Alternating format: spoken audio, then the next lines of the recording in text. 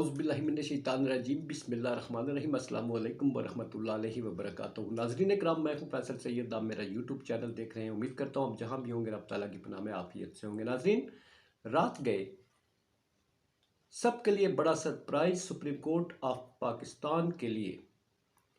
एक और बड़ा चैलेंज, मुज़ाकरात का फाइनल राउंड फाइनल हो चुका और एक बड़ा सरप्राइज तैयार।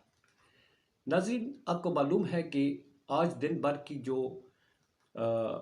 हंगामा खेज़ किस्म की मसरूफियात रहीं, हमारे जुडिशल से लेकर पार्लियामेंट हाउस तक और पार्लियामेंट हाउस से लेकर मुज़ाकराती टीम तक और मुज़ाकराती टीम से लेकर हमारे दो आला तरीन मुल्क के मुक़्तदर हलकों से जनाब Syed Asim Munir chief of the army staff और DGISI की शहबाज शरीफ साहब से मुलाकात तक का अहवाल देखें तो हमारी सारी नज़रें जो हैं वो ये थीं कि इस वक्त कुछ ना कुछ तो ज़रूर हमें खुशखबरियाँ सुनने को मिलेंगी।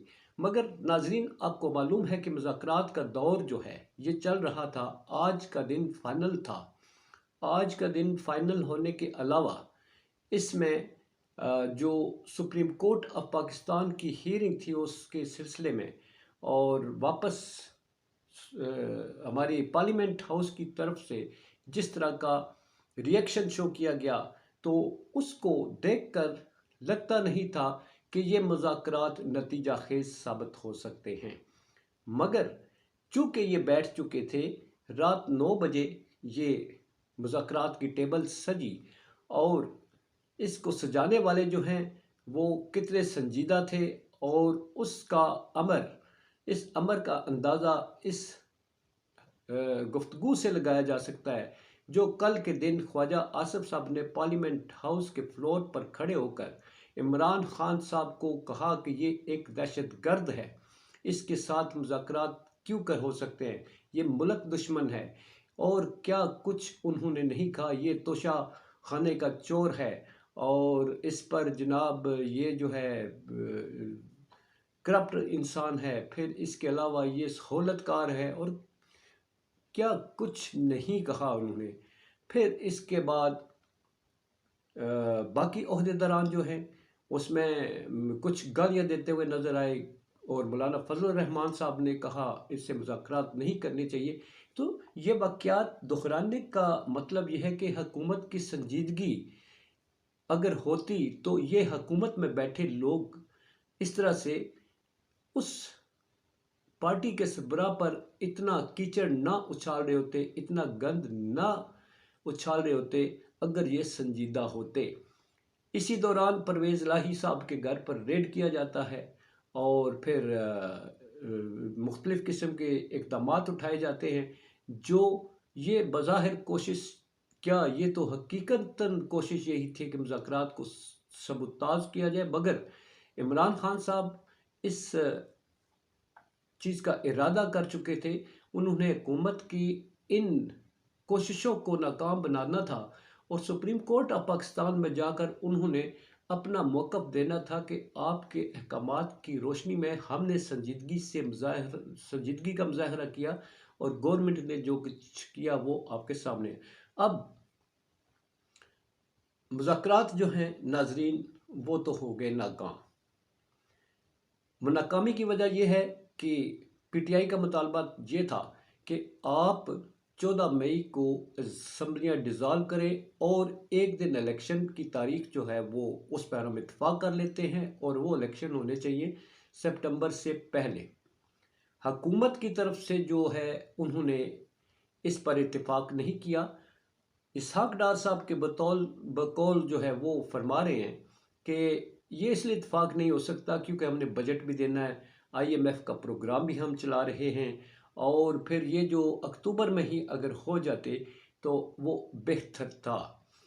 मगर नाज़रीन, इसमें एक बारीक नुक्ता जो गिलानी साहब ने एंड में ऐड करते हुए फरमाया वो ये था कि एक ही दिन इलेक्शन होने की सूरत में जो भी नताइज होंगे वो तस्लीम करना होंगे। मतलब है खुद अपने इत्तेहाद के लिए तो मैसेज नहीं दे रहे, ये मैसेज था PTI के लिए कि जो भी नतीजा आएगा आपको तस्लीम करना होगा। गोया یہ جو پی ڈی ایم اتحاد ہے وہ لگتا ہے کہ انہوں نے کچھ اس طرح کے انتظامات اور تعیناتیاں اور خاص طور پر چیف الیکشن کمشنر اور ان کے انتظامات جو ہیں وہ اس طرح کے کر لیے گئے ہیں کہ اگر ایک دن ہی جیسا کہ پی ٹی آئی ایگری ہے اس پہ انتخابات کروائے جائیں تو ہم اس انتخابات میں اس میں اپنی کامیابی کا اعلان ہوگا، ہمارے ووٹ زیادہ ہوں گے، ہم نے ظاہر ہے انجینئرنگ کر لی ہوگی، تو پی ٹی آئی شور نہ مچائے، پھر پی ٹی آئی ان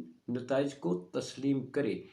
یہاں تک تو یہ بات سمجھ آتی ہے کہ حکومت اپنے طور پر وہ کس طرح کے انتظامات کر چکی ہے۔ اب سپریم کورٹ آف پاکستان میں پی ٹی آئی نے جانا ہے جی کہ حکومت کی طرف سے جو کچھ کیا گیا اس کے نتیجے میں مذاکرات نہیں ہو سکے۔ مگر ناظرین، آج کی جو ملاقات جناب ہمارے chief of the army staff اور D G I S I کی وزیر اعظم سے ہے، وہ بھی بڑی اہمیت کی حامل ہے۔ کیا ہمارے ان دو اعلیٰ ترین، معتبر ترین اور ملک کی سالمیت کے پاسداران جو ہیں، انہوں نے وزیر اعظم صاحب کو کیا میسج دیا؟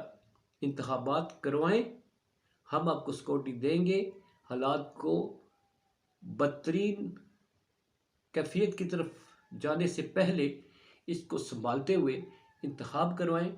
کیا اس طرح کی گفتگو؟ باقی تو گفتگو ہوئی ہوگی، چائنا کا دورہ بھی ہے، اس میں ملک کی سیکورٹی کی صورتحال بھی ہے، اور انٹرنیشنل جو اس وقت سچویشن بنی ہوئی ہے وہ بھی ان کے سامنے ہوگا، وہ بھی ڈسکس کیا ہوگا۔ مگر اس چیز کو تو ظاہر ہے وہ بھی نظر انداز نہیں کر سکتے کہ جو آپ سپریم کورٹ میں ہوا، پھر جو پارلیمنٹ میں ہوا، اس کی روشنی میں ہماری آرمی نے کیا جو ہے وہ ڈیسیجن لیا ہے، یہ بڑا امپارٹنٹ ہے۔